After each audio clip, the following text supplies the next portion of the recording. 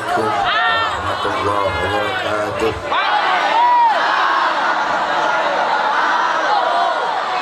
Bismillah wassalatu wassalamu ala Rasulillah Muhammad bin Abdullah wa ala alihi wa sahbihi wa man wala. Wa ba'd. Yang saya cintai, yang saya muliakan para alim ulama, para habaib, para kiai, para asatid, para tokoh masyarakat, para aparat pemerintah, wabil khusus sahibul bait, sahibul hajat, beserta segenap panitia peringatan Maulid Nabi besar Muhammad, beserta seluruh hadirin hadirat jamaah kaum muslimin dan muslimat, khususnya para pemuda-pemudi umat baginda Nabi besar Muhammad yang selalu dimuliakan oleh Allah Subhanahu wa taala. Alhamdulillah, segala puji dan syukur kehadirat Allah yang dimana pada malam hari yang mulia ini tempat menjadi tempat turunnya rahmat, tempat turunnya hidayat, tempat turunnya inayat, tempat turunnya berkat. Allah Subhanahu wa taala pandang kita semua yang duduk di majlis pada malam hari ini dengan pandangan kasih sayang, pandangan pengampunan, pandangan kelembutan, pandangan keluhuran, sehingga tidaklah kita keluar dari tempat kecuali Allah ampuni dosa-dosa kita. Amin amin ya rabbal alamin. Saudara-saudara sekalian yang dimuliakan oleh Allah Subhanahu wa taala, kita duduk di ini majlis untuk bergembira, untuk berbahagia dengan lahirnya baginda Nabi besar Muhammad sallallahu alaihi wasallam. Sebagaimana dalam Al-Qur'an Allah Subhanahu wa taala berfirman, "Qul bi fadlillah wa bi rahmatihi wa bidzalika falyafrahu." Katakanlah, dengan karunia Allah dan dengan rahmat Allah, maka dengan karunia dan rahmat tersebut falyafrahu, hendaklah mereka bergembira. Hendaklah kita semua bergembira dengan adanya karunia dan rahmat Allah. Apa karunia Allah? Apa rahmat Allah?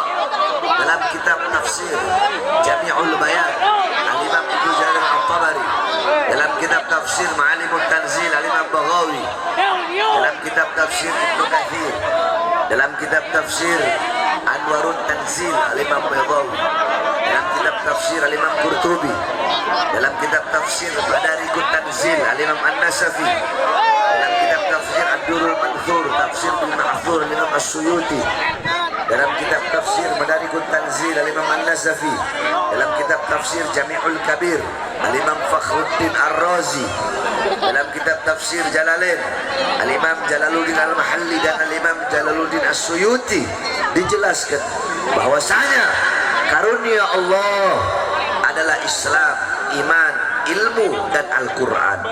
Maka dengan adanya Islam, iman, ilmu dan Al-Quran, falyafrahu, maka bergembiralah kita semua. Terus apa rahmat Allah? Rahmat Allah dalam ayat tersebut sebagaimana dalam ayat yang lain Allah berfirman, wa ma arsalnaka illa rahmatan lil alamin. Tidak aku utus engkau wahai Muhammad kecuali engkau adalah rahmat bagi seluruh alam semesta.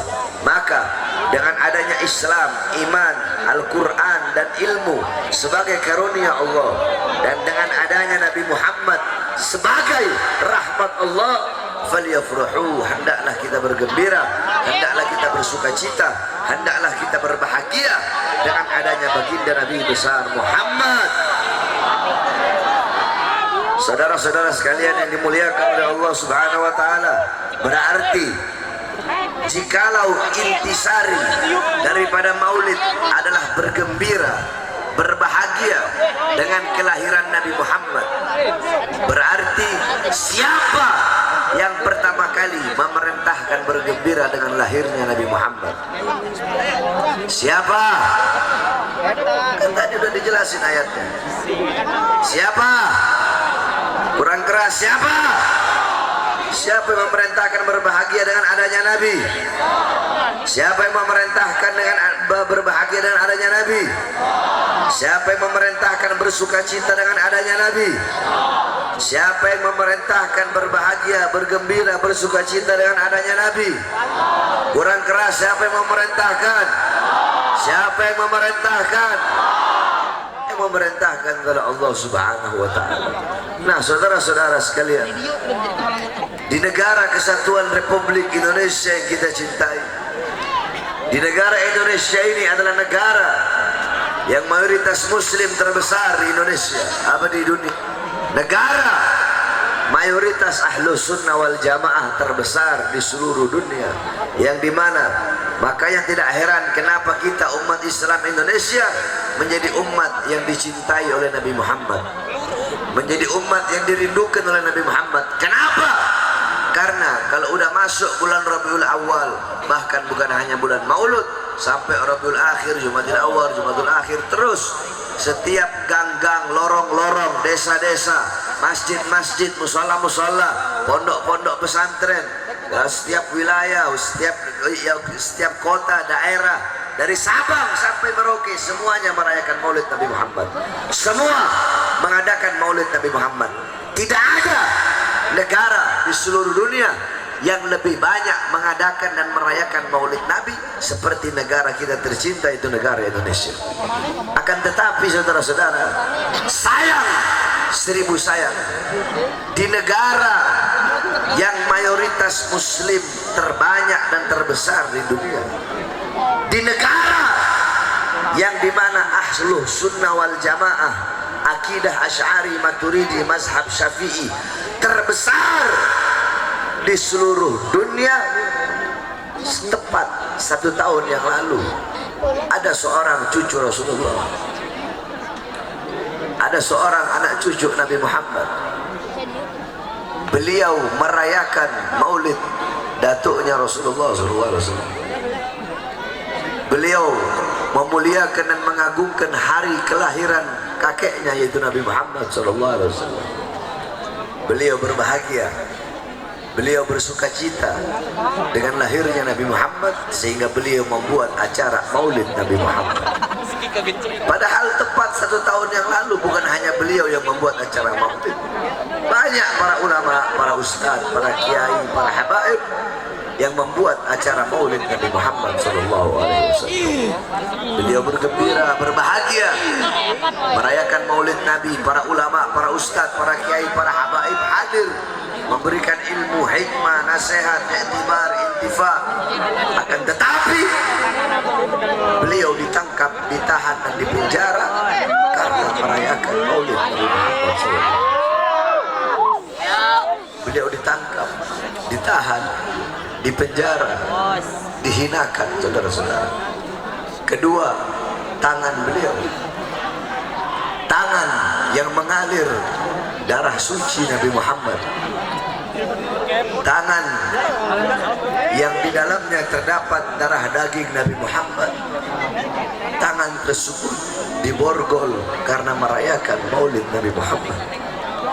Sedangkan tangan-tangan penjahat, tangan-tangan para koruptor, biadab tidak diborgol, tetapi tangan anak cucu Rasulullah yang merayakan maulid diborgol, dihinakan, dinistakan. Harta beliau, harta anak-anak beliau, harta istri beliau diblokir, saudara-saudara. 6 laskar beliau, 6 pengawal beliau dibunuh, dibantai dengan keji, dibantai dengan biadab, ditembak dari jarak dekat jantungnya, saudara-saudara. Kuku-kukunya dicopot, badannya disetrika, kemaluannya dibakar. 6 pengawal beliau wafat karena menjaga beliau, dan beliau diincar, ditangkap, dipenjara karena merayakan maulid Nabi Muhammad. Saudara-saudara, sungguh miris negara yang kita cintai, yang dimana penguasanya adalah ahlus sunnah wal jamaah. Kalau negara ini penguasanya Wahabi yang gak suka maulid, yang membitah-bitahkan maulid, yang mengatakan maulid sesat, saya tidak heran kalau ada orang yang dipenjara karena maulid, saudara-saudara. Akan tetapi penguasa di negeri ini, mereka ahlus sunnah wal jamaah, tetapi mereka memenjarakan mereka membicarakan anak cucu Rasulullah yang merayakan Maulid Nabi Muhammad. Saudara-saudara, demi Allah, tidak ada dalam sejarah dari zaman dulu sampai zaman sekarang, tidak ada orang di dunia ini yang dimasukkan ke dalam penjara karena merayakan Maulid Nabi Muhammad kecuali sosok Al-Habib Rizik bin Husain bin Ziyad.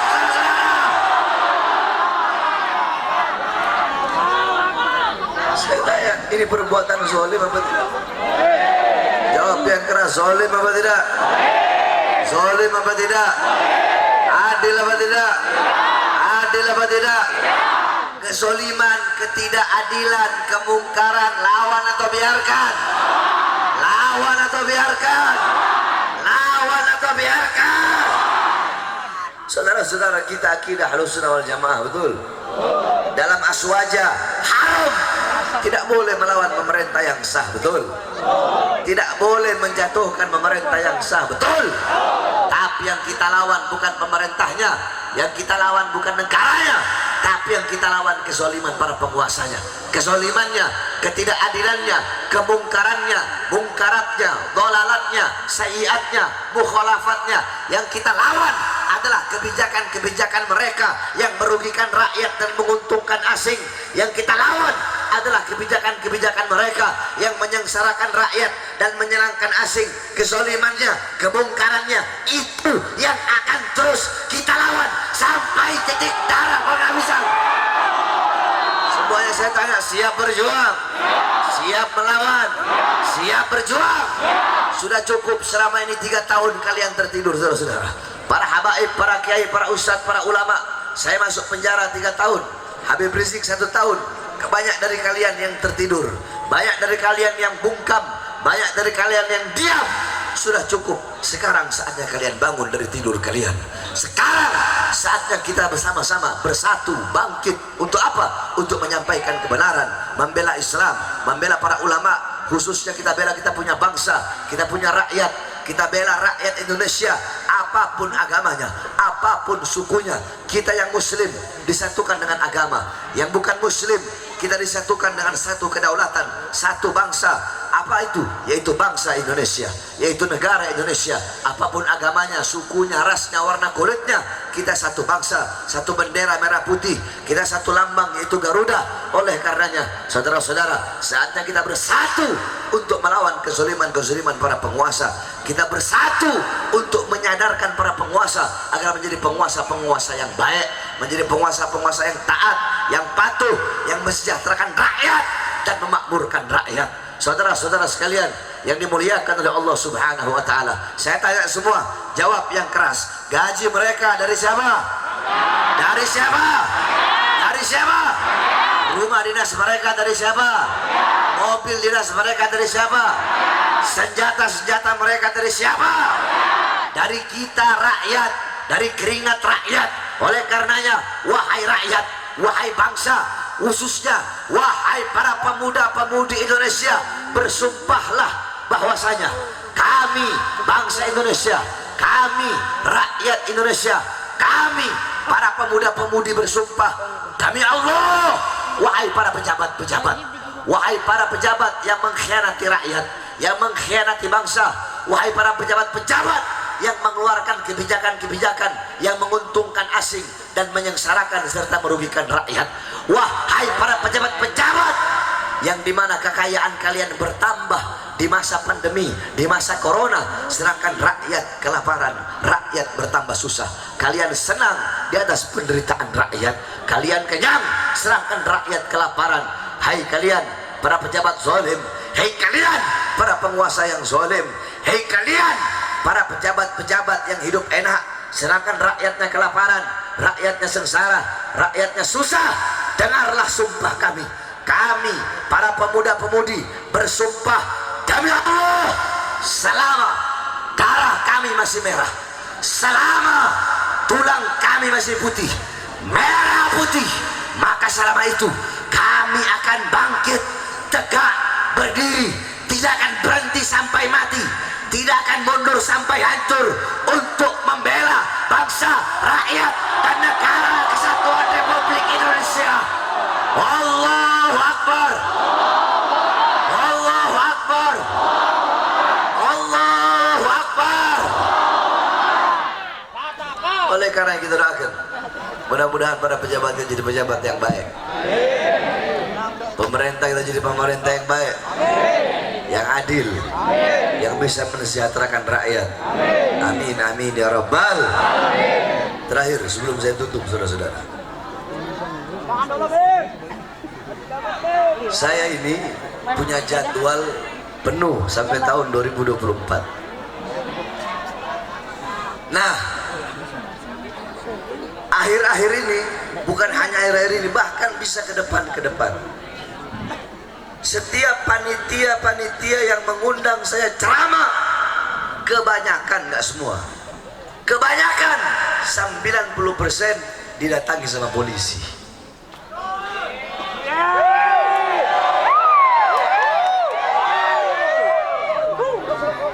Acara pertama tadi di Purwakarta didatangi polisi, kata mereka.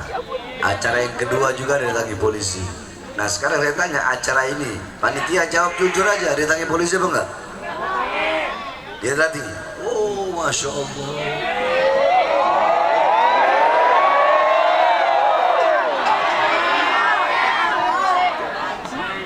Didatangi. Makanya kalau mau ngundang Bahar bin Ali bin Smith harus kuat-kuat mental. Betul. Kalau panitia yang mentalnya kuat, begitu didatangi sama polisi, apa ya? Undang Bahar. Loh, emang kenapa Pak? Bapak mau ngatur? Kalau Bapak mau ngatur, Bapak aja yang ceramah.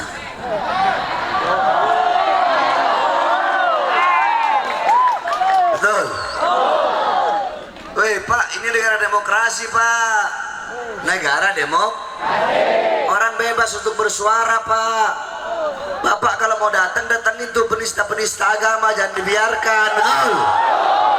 Kita orang bikin acara maulid Pak. Emang kita relawan pemerintah? Yang Habib Bahar sampaikan itu kebenaran, yang hak-hak, yang batil-batil. Bilang Habib Bahar itu bela umat, bela Islam, bela rakyat. Yang disampaikan ayat Quran, hadis, makalah ulama, ada maroji, ada sandaran-sandarannya. Jadi Bapak kalau mau ngelarang jangan datengin kita, datengin aja Habib Baharnya. Suruh datengin saya, saudara-saudara. Makanya saya sampaikan sekali lagi, wahai para panitia, semua panitia, bukan hanya di sini. Acara besok, lusa, semua panitia yang kuat. Kalau nggak kuat jangan undang saya ceramah. Kalau nggak kuat mental. Terus kalau kalian datangin sama polisi atau tentara atau dari pemerintah siapapun mau gagalkan acara, suruh datang ke saya. Dan saya sampaikan kepada kalian yang suka datang ke panitia untuk menggagalkan ke acara. Saya sampaikan kepada kalian, saya Bahar bin Ali bin Smith itu kayak bola karet. Tahu bola karet? Bola karet itu dipencet dia nggak turun ke bawah, dipencet dia nggak mendam ke bawah, dipencet dia tidak terkubur ke bawah, dipencet dia tidak turun ke bawah, dipencet dia tidak masuk ke dalam, dipencet dia tidak diam ke dalam, saudara-saudara. Bola karet dipencet dia makin naik melambung tinggi ke atas. Saya orangnya nggak bisa digituin, nggak bisa ditantang, nggak bisa dipencet, saudara-saudara. Oleh karenanya saya sampaikan, kalian yang suka datengin panitia untuk bikin untuk menggagalkan acara atau untuk apapun itu, kalau mau teror, mau intimidasi, jangan teror panitia, teror saya Bahar bin Smith, intimidasi saya Bahar bin Smith. Kalau mau datang, jangan datang ke panitia, datang ke saya Bahar bin Smith. Demi Allah, andaikan kalian datang, saya ini Bahar bin Smith, kalau udah keluar dari rumah mau dakwah, pantang saudara-saudara, pantang saya pulang hidup ataupun mati, saya pulang jadi mayat. Istri saya tersenyum melihat saya punya mayat, saudara-saudara. Oleh karena saya sampaikan, kalau mau intimidasi, mau teror, mau datangi, mau ancam, jangan ke panitia, datang ke saya, datang saya, teror saya, ancam saya, intimidasi saya. Demi Allah, sejengkal pun saya tidak akan pernah mundur, saudara-saudara. Gak ada kata ke saya nggak bakal kapok, nggak bakal lelah. Di penjara nggak bakal kapok. Saya baru keluar penjara, terus dipikirnya bakal kapok, bakal lelah, bakal capek. Bukan Bahar bin Smith, saudara-saudara. Saya tidak akan pernah capek untuk menyuarakan dan menyampaikan kebenaran, saudara-saudara. Betul? Oleh karenanya hadirin sekalian, jangankan di penjara itu risiko paling kecil. Risiko terbesar saya, risiko terbesar Habib Rizik, kami yang menyuarakan kebenaran, yang membela rakyat, membela bangsa, membela Islam. Risiko terbesar kami adalah kami dibunuh, saudara-saudara. Itu risiko kami yang paling besar. Kami dibunuh, kami diracun, bisa jadi kami diracun, bisa jadi kami dicincang-cincang sampai tidak ada habis potongannya, dicincang, digiling secara halus. Bisa jadi kami dibuang, diasingkan, dibuang, dimatikan dengan cara apapun untuk membungkam agar kami habis. Itu risiko terbesar. Tapi saya, Habib Rizik, kami ambil semua risiko tersebut. Untuk apa? Habib Rizik enak hidup di Mekah. Saya buat apa ambil risiko pergi dari kampung ke kampung, desa ke desa untuk menyampaikan ilmu, menyampaikan kebenaran. Bisa aja saya enak-enak, saya duduk aja di rumah, apa semua ini, apa semua ada semua. Nggak perlu saya harus pergi ke sana kemari, nyampaikan ini, nyampaikan kebenaran. Tapi kami ambil risiko tersebut untuk apa? Untuk membela kalian, umat daripada kakek kami Nabi Muhammad SAW. Demi bangsa, demi rakyat, demi Indonesia. Makanya saya katakan, saya Bahar bin Smith, jangankan cuma di penjara, demi Islam, demi umat, demi bangsa, demi rakyat, demi Garuda, demi Pancasila, demi keutuhan NKRI, demi merah putih, demi bangsa dan rakyat Indonesia. Jangankan cuma di penjara, nyawa saya, jiwa saya, darah saya murah harganya untuk tumpah, saudara-saudara. Allahu Akbar, Allahu Akbar, Allahu Akbar. Saya tanya semua yang hadir di sini, siap berjuang, siap bangkit, siap bangun, siap bersatu, siap bela Islam, siap bela agama, siap bela negara, siap bela bangsa, siap bela rakyat, siap hancur, siap mati, siap binasa. Allahu Akbar. Indonesia merdeka, merdeka, merdeka. Allahu Akbar, Allahu Akbar. Terakhir, tinggalin euy garing saudara, garingan euy. saya ini belum tidur bulan. Tadi saya paksain datang sampai lupa pakai baju koko tuh deh.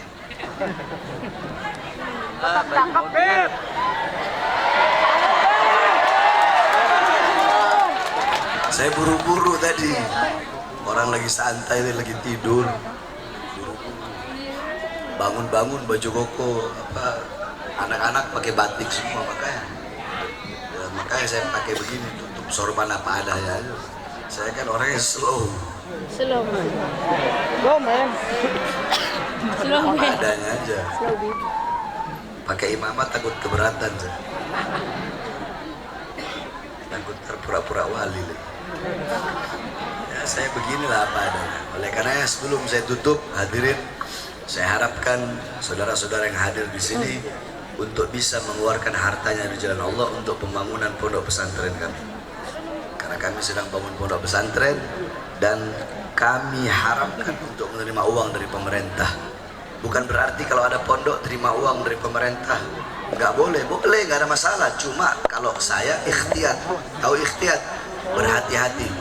berhati-hati, yakni takutnya kalau kami terima, kami akan mendiamkan kezaliman dan kemungkaran. Oleh karenanya kami harapkan dari saudara-saudara untuk mengeluarkan hartanya dari jalan Allah. Semuanya siap keluarkan harta? Siap keluarkan harta? Itu ente orang yang sorban, jangan kesini dulu. Ini yang di panggung dulu nih, makhluk-makhluk ini. Iya, yang di panggung dulu ini, banyak uang semua ini yang di panggung ini. Ini juga di panggung dulu, tapi ini di panggung banyak habib, banyak kiai, banyak ustadz nih. Pada pelit-pelit semua maunya ini doang. Suruh mereka keluarin uangnya semua. Sambil kita bersalawat kepada Rasulullah, sambil kita bersalawat dan menyanyikan mars pembela Rasulullah. Ayo semua yang keras, duduk ya, jangan ada yang berdiri. Salatullah salamullah ala Taha Rasulillah. Salatullah salamullah ala Yasin Habibillah. Semuanya salatullah ala Taha